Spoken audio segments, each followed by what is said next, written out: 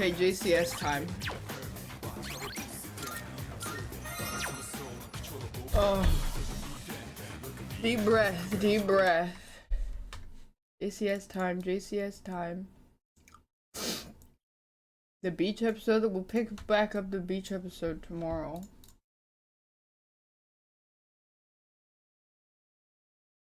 Let it go! Take a deep breath, deep breath.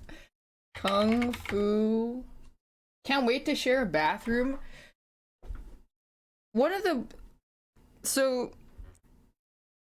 sometimes, John, I'm gonna be honest. Like, really honest with you. And I hope this makes people less attracted to me in chat. Is like, sometimes when I poop, the propulsion force is so strong that it like splatters up the back of the toilet seat. Like, it'll go up here with splatters and I have to wipe it and clean it. Impressed? Would you clean it for me, John? Same, girl, same.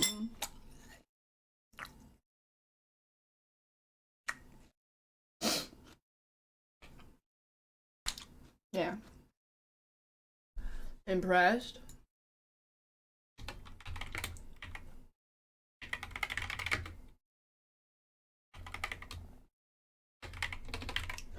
JCS. No, you would kill yourself? Okay. Bye. Take a deep breath, deep breath. Where was I? Rodarte. Hold on, I want to read a brief summary of this guy first. Second-degree murder. Okay, interesting. Here we go. On the 2nd of August 2017, at approximately 5:15 p.m., 21-year-old Savannah Gold left her parents' home and drove to San Jose Boulevard in Jacksonville, Florida. She had a 5:30 shift at the Bonefish Grill, a casual seafood restaurant where she worked as a waitress. Seafood? But on this occasion, she never showed up. It was a fairly quiet Wednesday afternoon at the diner. Her absence wasn't too much of a strain, so the on-duty supervisor simply took her hours off the roster for that day and thought nothing else of it. Suspicions only arose roughly 1 hour and 15 minutes after Savannah had left the house, as her father received a text message from her phone number. What?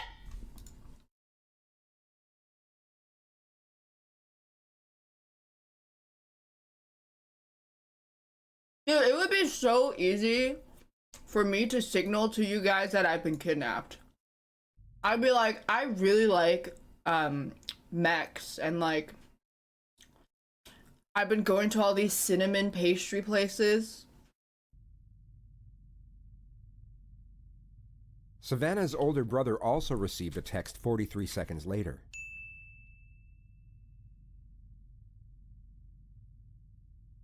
Although both texts came from Savannah's number, her family knew right away that something wasn't right. She had just left the house in what appeared to be very high spirits, but now proclaimed to be running away with an unidentified man without packing so much as a change of clothes. Not only that, but the text messages were riddled with errors and composed in a completely different way to how she would normally write. Her phone was switched off when they tried calling just minutes after receiving the texts, so they immediately called her place of work and found out that she hadn't shown up. It was at that point they called police and filed a missing persons report. Savannah had been gone for less than 2 hours. Roughly 40 minutes later, her car was found unlocked and abandoned in the Bonefish Grill parking lot, and the only thing missing was her phone. Her wallet, ID, and a number of other valuable items had not been taken. Investigators went through the parking lot surveillance tapes and discovered what would then become the primary piece of evidence for the case. The majority of footage remains undisclosed to the public, but a detailed description of what occurred has already been released. What we know is that Savannah parked her car and stepped out of the vehicle at exactly 5:31 p.m. She then walked over to another vehicle and conversed with the occupant for 14 minutes through the driver's side window. She then got into the back seat of said vehicle at 5:45 p.m. 14 seconds later, the car began to shake sporadically as if some type of struggle was occurring inside. The rear door swung open 3 times, but was immediately and forcefully shut each time. It appeared as though someone was attempting to get out, but couldn't. This lasted for 49 seconds until the vehicle suddenly stopped moving. A male figure was then seen getting out and proceeded to walk over to Savannah's car that was 20 feet away. The surveillance was grainy, and the person could not be identified from the footage alone. All that police could ascertain was that he had short brown hair and was roughly 5'11". The unidentified person reached into Savannah's car and took out what police believed was her phone. He then slashed the front tire with a knife before walking back to his own vehicle. He got in and drove away from the scene at exactly 6:04 p.m. Savannah was never seen exiting. I'm guessing the car. they're about to. He will reveal what their relation is. Or this was a crucial piece of evidence, and essentially all investigators had to go on. They had to find out who the I was told, or not told, but like, apparently people say like if you're going to get kidnapped, the moment you get in the car, it's Jover, or like, the moment you are in that car to go from point A to point whatever they're taking you to, it is Jover. Like, you have to fight for your life to not get in that vehicle. Man was in the video, and fast. But they also had to be careful in how they conducted their investigation. They couldn't let anyone find out they had this footage in their possession, as knowing this information could allow a suspect to alter their alibi to fit with the evidence. This would take a significant advantage away from investigators during interrogation, and would hinder their ability to build a case to a considerable degree. Over the following 2 days, investigators briefly interviewed all the staff at the Bonefish Grill. For the most part, these encounters consisted of just 3 questions. When was the last time you saw Savannah? Do you know where she is? And is there anything you know that could help with our investigation? Within 48 hours, they had 3 potential suspects, whose names were then ran through the motor insurance database. The first suspect didn't have a license. The second suspect owned a bright red 2001 Jeep Cherokee, while the third suspect was registered to a 2012 silver Chevy Malibu, an identical match to the vehicle seen on surveillance. His name was Lee Rodarte. He was 28 years old and was both the manager and head chef at the Bonefish Grill. Coincidentally, he was the first person to be interviewed at the diner about Savannah's disappearance, where he told investigators that he hadn't seen her in about 3 weeks and knew nothing of her current whereabouts. It was only from his co-workers that police discovered he was having an on and off relationship with Savannah for the last 8 months, despite it being against company policy. From what investigators could gather, this was a very popular individual, rising fast through the ranks of his chosen profession. He was known for his charm and charisma amongst his colleagues, and also had a lot of success when it came to the opposite sex. On all accounts, his life seemed to be going very well, but he was now the prime suspect in a kidnapping investigation, and the Jacksonville Sheriff's Office planned their next steps in meticulous detail. At around 5:15 p.m. on August 5th, police arrested Rodari while midway through his shift at work. They told him it was for an outstanding traffic warrant and took him to the JSO Police Department. Can you do me a favor? I'm going to have you take that apron off, dude. Just to kind of get it right there. I'll say right here. Who calls women the opposite sex? I'll be right back, okay? Yes, sir. There's definitely some JCS or the JCS videos where some of the like background narration or like added context is so, it's just like, oh, very interesting choice of speech. The officer said he would be right back, yet Lee was left to sit there for 90 minutes with nothing but his own thoughts to keep him company. The guy speaking is a paid voiceover. Yeah, but the guy behind the channel writes these, I'm assuming. Now, think of yourself in his position, and presume you were guilty of whatever happened to Savannah, and that whatever happened was something truly horrific. In the present moment, you have just been arrested for an outstanding traffic warrant, yet you were interviewed the day before about your coworker's disappearance. 1,000,001 things will be running through your mind about what could happen next, and as each second ticks by, the anxiety this will cause will begin to fester and slowly intensify. However, the optimism of uncertainty would still be present. The other sex of the human species that is ultimately known as female. There would still be hope. The female but this woman. hope is about to be dashed.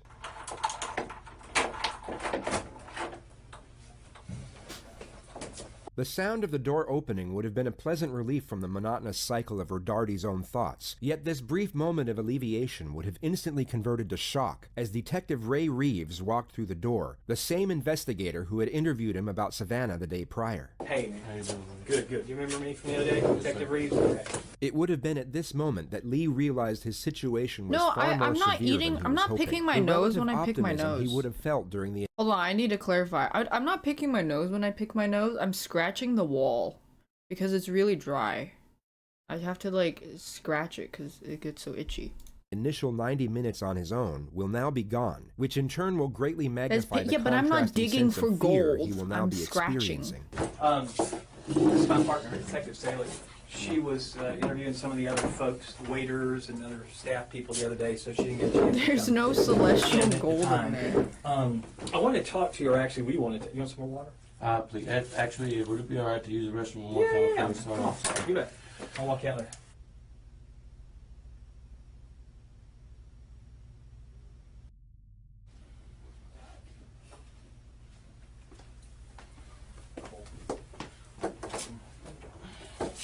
You want some water? Please. That'd be all right. Right.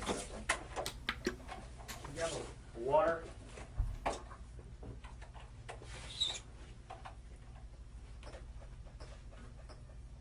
What up, girl?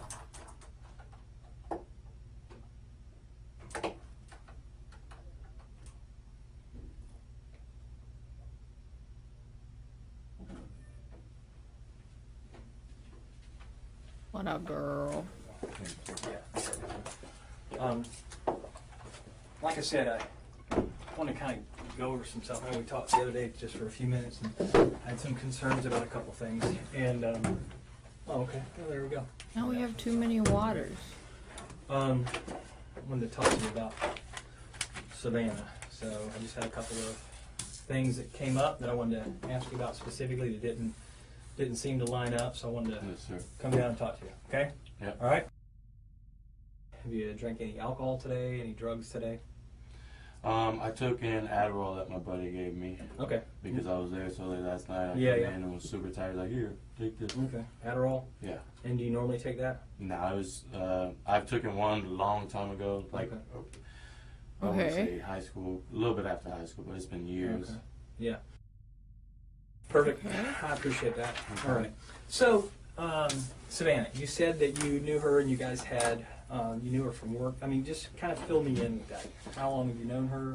Like I said, The detective starts off with an open-ended question. This gives the suspect total freedom and flexibility in how they wish to respond. It's commonly believed that people with nothing to hide are likely to give a short and concise response to these types of questions. For example, if Lee was completely unconcerned with what was going on, he could respond in 3 short sentences. I met her from work. I've known her for 2 years. We dated for a bit. To the contrary, if an individual does have something to hide, they are more likely to give a lengthy and detailed response. The simple reasoning behind this is that they are seeking approval. Imagine yourself in a job interview and you're asked an open-ended question, such as, "Tell me about yourself." You would feel the need to be thorough in order to please your potential employer. Okay. The psychological premise is exactly the same with Thanks, regard to Crystal police Stars. interrogations, albeit under Dude, I completely wasn't different circumstances. picking my nose. I was scratching it. I wasn't digging for gold. It just gets itchy because the walls are dry.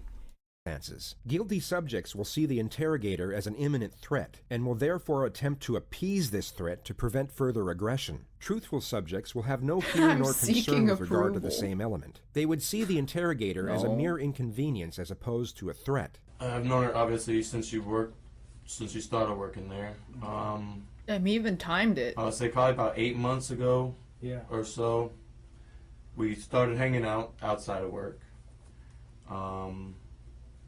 And at the time, I had a girlfriend.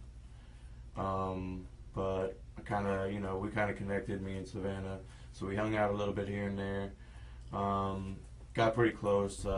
We come from, I guess, somewhat similar backgrounds, I guess you should say. Okay. My man. The best from growing up, neither did I. So we kind of connected, hung out for a little while, and then she started using drugs a lot. Okay. Now, I used them with her, not the same drugs that she used all the time, but I did them with her a couple times, and then she started to get heavy into them. And Oh, gotcha. Okay. Yeah, what so the fuck is I kinda he just, telling all this for? tried to take a step back and, put things off. Probably a month or so ago, I saw Savannah at work, and she looked healthy again. She gained a little bit of weight, and just friendly talk at work, you know, telling her, you know, hope everything's been good. And she told me, you know, that I guess she did a lot of drugs and ended up in the hospital. She ended up missing, like, I want to say a couple of days, 3 or 4 days from work. Oh, okay. So obviously, you know, me being pretty close to her, I was concerned and everything. But after she came back, you know, she looked good, and she ended up telling me that, I guess, you know, over those 4 days, she detoxed pretty well, and she kind of caught a, you know, new sense into why she shouldn't do some drugs so much. Okay. And like I said, she looked good, you know, she started looking healthy, so we kind of were talking, you know, here and there. We hung out a couple times. She came over to the house, and, you know, we just kicked back, drink a couple beers, watch movies, stuff like that. Like I said, we did, you know. You know what's crazy is that this has only been like 4 minutes, and then the detective from the other video talked like this for 90 minutes. On occasion, and more. Then she started like bringing heroin over and stuff like gotcha. that. And that's, you know, my mom was addicted to methamphetamines when she was when I was younger. So those hard drugs just kind of scare me a little bit. How So did you that's know why I her? took My step back mom the did first time. meth when I she ended up was telling her, I was younger. like, hey, you know, for one, I'm dealing with a lot of personal stuff myself right now as it is. You know, I'm a little depressed. I'm a little I think we're moving too fast. I think we should, you know, stop talking. Okay. Started And she playing said, Genshin. I understand. It's completely fine. I No wanted problem, to roll you for the know. weapon She banner. said, I'll delete your number. I'll never text She you said, again. "Don't fucking And spend that money was the on last that time stupid that game." we text. And I was When like, was that? It was probably 2 or 3 weeks ago. Okay. Sometime in July. Right. Yeah, and I think that's one of the things you said was that was the last time that you had contact with her. Yes. As far as, I don't want to put words in your mouth, so I mean, you correct me. That was the any last time that I texted her. Yeah, text or a phone call or a messenger Yeah. or anything like that. 2 to 3 weeks ago. Yeah. Okay. And then the last time, when was the last time you saw her? This is what I was a bit. I didn't tell you the truth when we talked about the fish. Okay. Lee doesn't know The the fish? extent of the evidence, but he knows the investigators have something, and he now has no choice but to amend his alibi to some degree and give some form of admission. This allows the investigators to get one step closer to a confession, while also keeping the capacity of the evidence hidden until a more critical moment. Last time I saw her was Wednesday afternoon. Okay. "Wait, second degree murder is heard when it's in when that you she has like, been basically telling accidentally a lot of did people at it, work but it's that, I don't remember. we hooked up a bunch, like Oh, couple days unplanned. before that, A spur of the and moment that thing. she was going to like tell. Oh, about the whole not accidentally, situation but like you and, didn't you know, try to get intend fired to. and Then things why like why that. would that get you fired? It's like if well, me and I'm the John got in manager a and she's fist an fight and employee, he so killed Okay, me. so you guys aren't supposed to fraternize? Yeah. Or, okay, I got you. And she just told people, I guess, that she was out with that work at the restaurant that we were having sex. Okay. I pulled in the parking lot. She pulled in a little bit after Oh, that's me. manslaughter. I parked. Wait, then what's the difference? Wait. What's the difference? Wait, what? Second degree murder and manslaughter? And I said, hey. Manslaughter is when someone dies accidentally. Oh, but second degree would be like if you and someone else were punching each other and then you punched him and then you killed him. Because you wanted to kill them in the moment, but you didn't actually plan it out. Hey, can I talk to you for a second? And she said, yeah, what's up?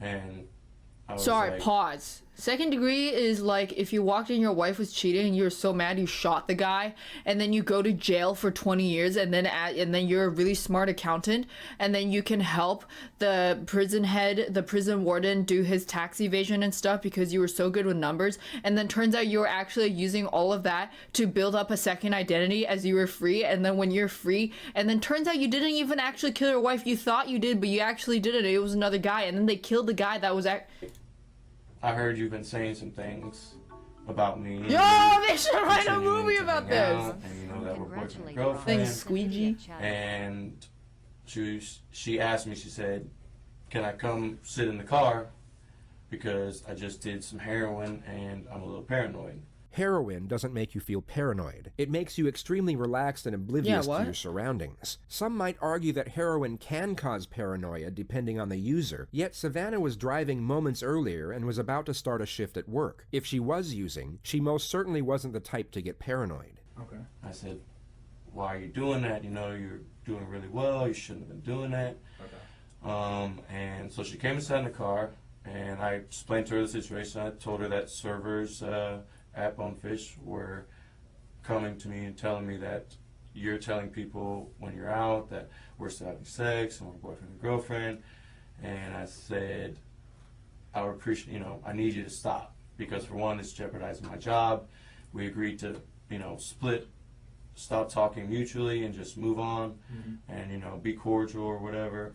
But it was nothing more than that. And she said, fuck you, you know, you're a piece of shit. And I said, she said she's going to keep talking, you know, telling lies and stuff about me and everything like that. And at that point, Lee has just tried to cover his tracks as much as possible without giving away anything incriminating. He may have thought a witness saw him at the scene with Savannah and was most likely hoping the verbal argument was the extent of what was seen. He therefore gives away this detail in an attempt to come across as truthful. Yet as we know, the investigators have proof that Savannah never got out of the car, and he's about to lock himself into his second lie, which is exactly what the detectives want.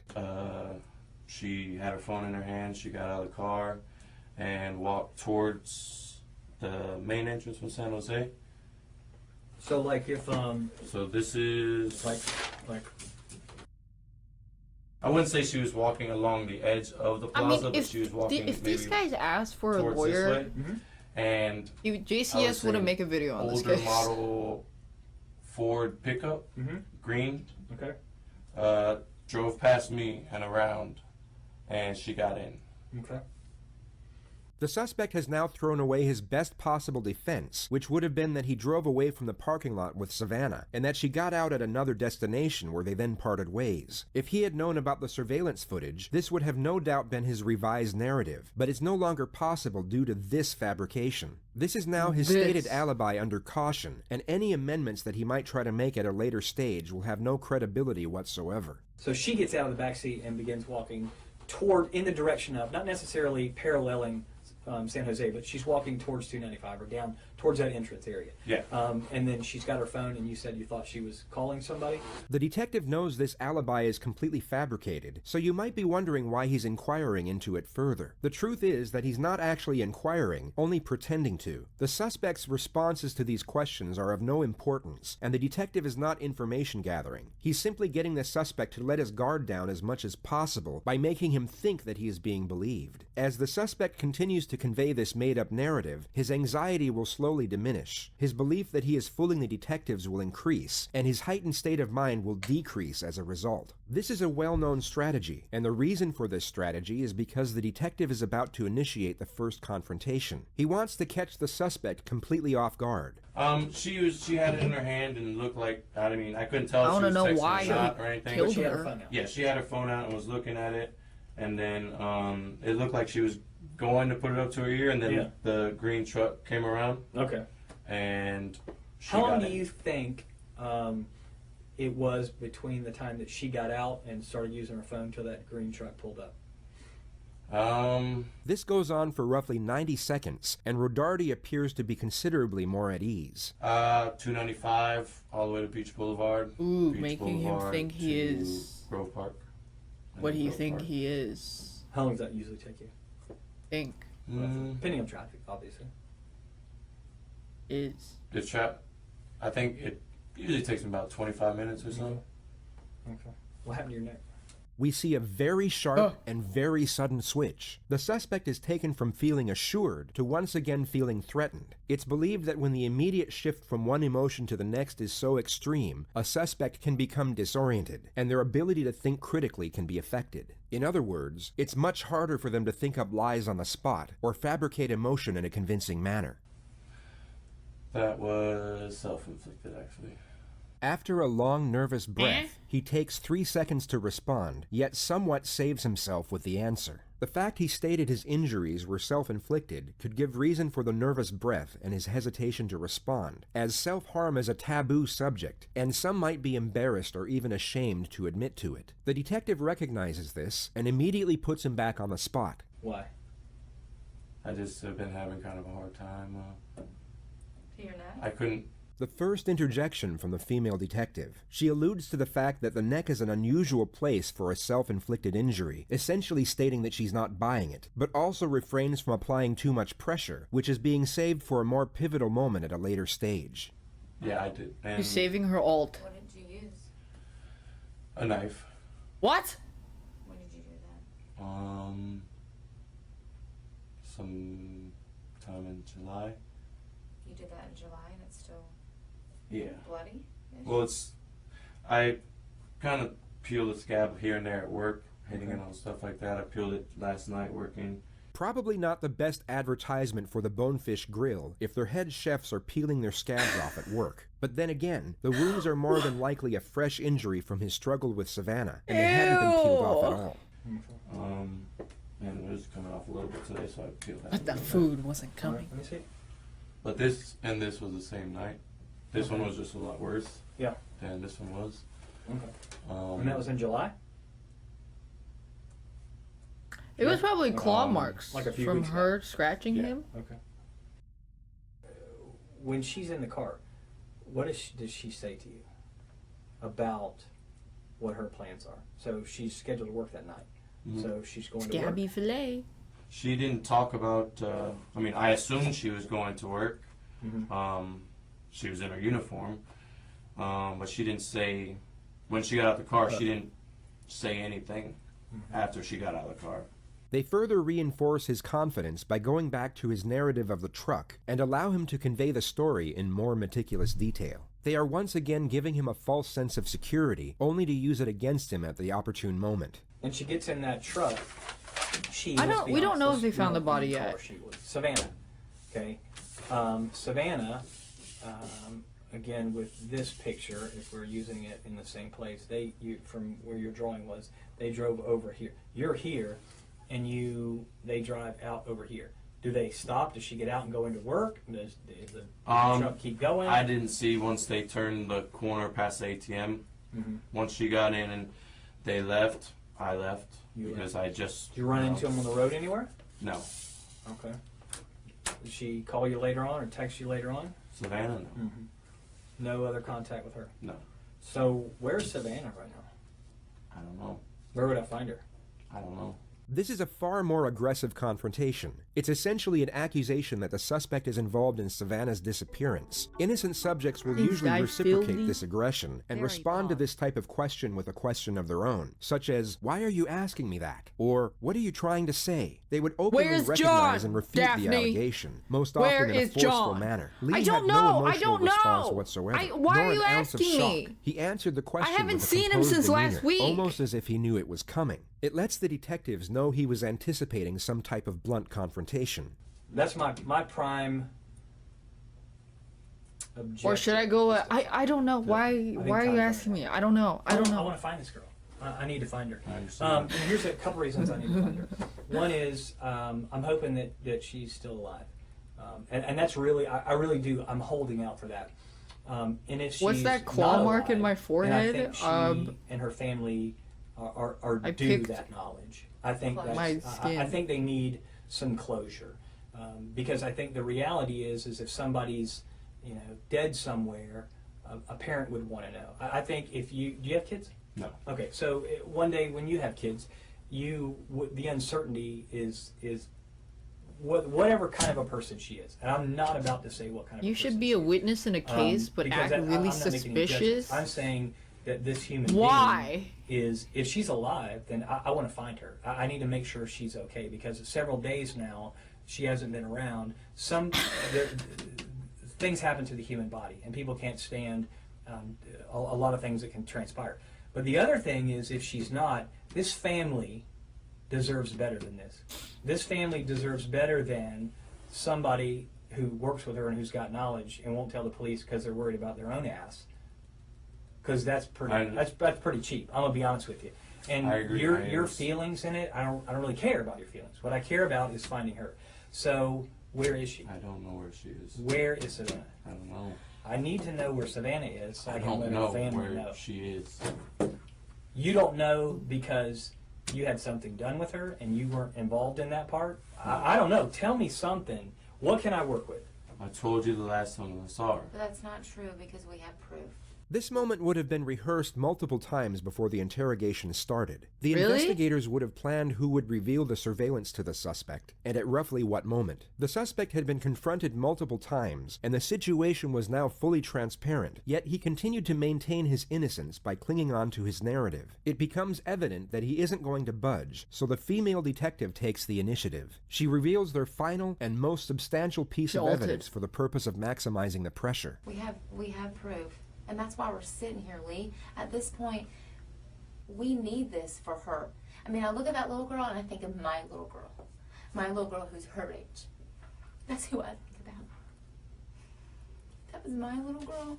I couldn't imagine. I don't care what she said about you or whatever, but my little girl is that age.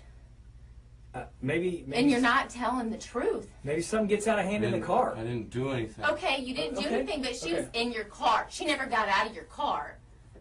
She She never got- got out of your car. Lee? We're not saying that you did anything. I'm trying to find her. I didn't say you I did don't know anything. where she is. Well, She's we can still in the prove car? That you left with her in the car. So please, do everybody this. a favor and just tell us. Where is she? You got to be able to be able to separate. We're not sitting here saying you did anything to her. I don't know. She's on drugs. Maybe she passed. I don't know. I'm not in that car with you guys. I know that she's in that car with you. I have proof of all of this. Okay, let me ask you, Lee. Then tell us now if you're being an honest man. Are you being honest? Yes. Okay, well, let's start being honest. She never got out of your back seat, Lee. She never got out of your back seat. Video cameras don't lie. Lee. How do you know? How do you think I know this information, Lee? I wasn't there, but a video camera caught it. Tell me what happened. I don't know. What happened to her? Was it an It was overdose? AI Is that generated. what happened? I don't know. I'm not in the car with you guys. You just said she was in your car and she had admittedly had done heroin. This is a Admittedly. cross between the how and why solution and the Admittedly. alternative question. Both are used to lower the gauge of admission for the purpose of getting one foot in the door, which will then become the new foundation for building the case. The how and why solution essentially blames the victim, while at the same time minimizes the motivations behind the crime. The alternative question plants a seed in the suspect's mind, where they are given an alternative Why is and he still far more talking to them? morally Bro, I accepting don't know. choice He's than what probably happened. in jail now. You want to write him a letter? They probably have those inmate pen pal things to make them less lonely in jail. Why don't you sign up for that and ask him? It's a smart move, yet the suspect doesn't fall for it on this Write this occasion. YouTube Her URL body's link in overdosed your all the time. in Is your that what letter happens? too. Does she overdose? Okay, well, tell us when you left with her in the car, because that is what is shown. We can't make up that. We can't falsify a video camera, Lee. I'm not lying to you, because you know I'm telling the truth, because you know that's what's on the video. How else would I know that? I don't, unless I have the video. Where did you go with her? I didn't go anywhere with You her. did. No. Oh. You did. So the video camera's lying? I don't know this. I mean, Well, I'm telling you. The surveillance footage was no doubt incriminating evidence, yet wouldn't close out a case on its own that easily. The investigators need a confession, and continue to apply pressure in a relentless manner. They attack the suspect's character, while simultaneously appealing to his sense of morality. I'm telling you, I'm not lying to you. I'm not making that up. That's why I'm so passionate about Tell me, this. you This piece is of someone's shit. Child. You might not have kids, but damn it, she's someone's kid. We're fact finders, Lee. I don't have anything personal against you. No, not at all. I mean, it's We're over. just fact finders. Tell us We're what just happened. doing Where our is she? job. She's so dramatic though. No, no. Where did you go with her? Where did you go with her, Lee? Be a human. You're a human. You're a man. Where did you go with her? I know you're not that cruel inside. Seriously. Where did you go with her? Maybe you Please. maybe you Come don't on, know where she is man. now. Where did you go with her? Please. I'm begging you, Lee. Please. Kal-El, no. Please tell us. Please don't make us waste any more of our time. Just tell us. Please tell us. Please. I'm begging you. I know you're not evil. Just tell us where she is. I'm begging you. Please. Please. Please, please, please, please, Please just please, tell me. please, please, please, bro. Please, please, please, Where did you please. go with her then? Can you At least tell us that. at least tell us that part? Where did you go with her afterwards? She didn't get out of your car, and you know that obviously because I and know we do that. too. That's why we're here. Just tell us where. Where did you go with her? Tell us that. At least point us in that direction. I owe her family. We've been. No one's. We're not saying anything that you. This is intentionally called the did. Just begging tell us where you technique. When y'all left out of there, you went down Claire Lane, you made a left on San Jose, back to 295, and you get up on 295. Okay. Where else did you go before you went home? I mean, I know you eventually went home, I but didn't go anywhere. I went straight home. okay. So what did y'all do when you got home? Savannah was with you. She was with you. If you tell him, I bet you won't tell It's okay at us. that point, but I need to know. And then he will tell you. Where did she go? Please, please, please. Is she still at your house? No. Okay. Is she still in your car? No. Okay. Well, then where is she?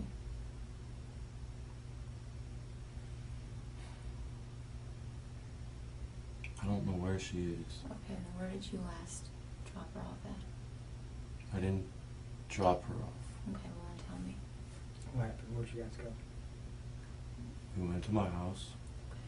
This is a breakthrough. The investigators have got Lee to amend his story once more by lowering the level of admission, and this shows that he can still be influenced. As stated earlier, they were trying to get one foot in the door, which they have now done, and this is their new platform to build on the more damnatory elements. We did some drugs, Okay. hung out for a little, and then she said she was going to catch an Uber home. What was going on in the Didn't back do seat? anything to What was Savannah. going on in the back seat? For the doors to be kicked open. She kicked open that door 3 times, Lee. She kicked it. We saw it. Thanks, right? Where's Savannah? I don't know. Uh-oh. Lee, we understand. Listen, we understand. We're not trying to hinge you up on anything, man. I'm telling you. I'm thinking Kal-El, about your tell family. us. And your family. Kal-El. She No. Sir, Please tell me where to go find her.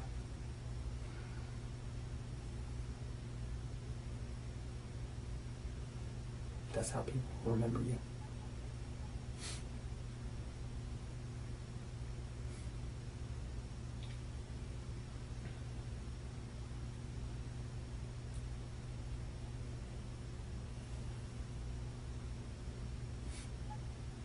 The released footage of the interrogation tape cuts off at this exact moment. The state's attorney has been contacted by multiple sources to release the next segment, but has so far refused to do so. All we know is that Lee Rodarte admitted to killing Savannah Gold. The only information that is currently released is that he proclaimed to have killed Savannah by breaking her neck. He then took her back to his house where he burned her body in a self-made fire pit and then dumped her in a lake at the dead end of a secluded road. Savannah had injuries to over 75% of her body. The medical Holy examiner shit. was unable to pinpoint the exact cause of death. The only conclusion was that it was a violent homicide. That's because I mean, he burned the fuck out of it. Daph Comfort. The body. How would The they segment of probably admission was would- cut, probably yet would- the JSO released the footage that came just moments after. It shows a human being experiencing an emotional reckoning so overwhelming, while also trying to process the terrifying nature of his immediate situation.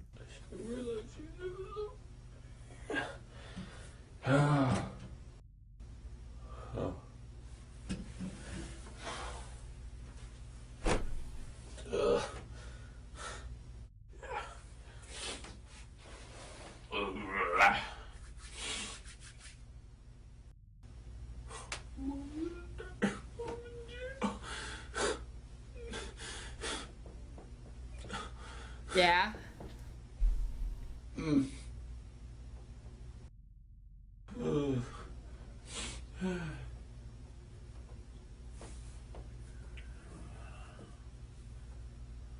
Yeah. Idiotly. Fucking stupid. You here?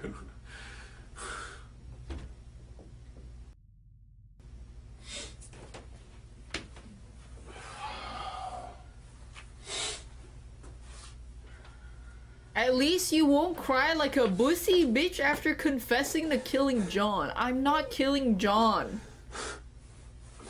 Why are you asking me? I don't know where he The is. instant I anguish haven't over seen his him since decision last to week. confess, combined with the looming prospect of what lays ahead, will have forged a unique emotional distress that very few will ever experience. It's a harrowing sight, and under different circumstances would be extremely difficult for most people to witness. Yet we are now couched within the context of events that led up to this moment, and this will make its observation far more tolerable, but by no means easy.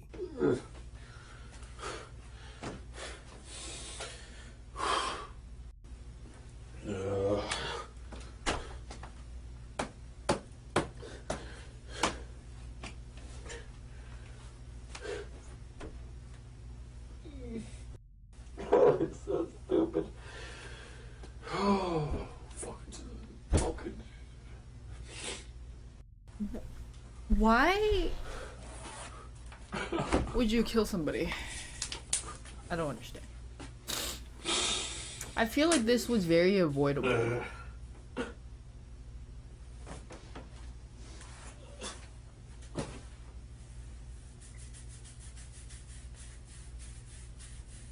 Why couldn't he just cheat on her like a normal person? Like that other girl, that other woman. Had to hire a hitman.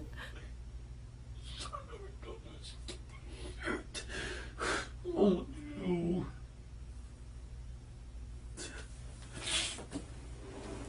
He was already cheating? Oh, true. He was. Jesus. So sorry.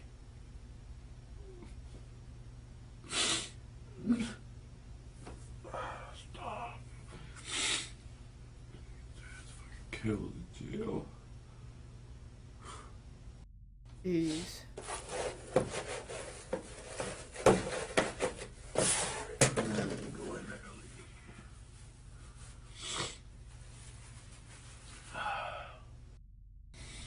But it's also kind of insane to, like, if she got in his car, and what, they argued, and then he just, like, beat her to death? Shit. Normal people don't just beat someone to death after an argument. I'm nice to you. For somebody who was a bitch to you. How does that make any sense?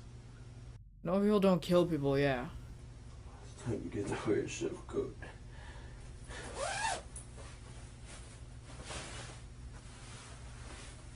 Jesus. It's not supposed to be you. It's not supposed to be me. It's supposed to make something of your fucking life.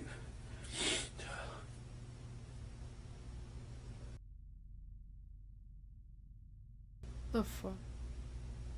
Everything. Going places, man. Your fucking head.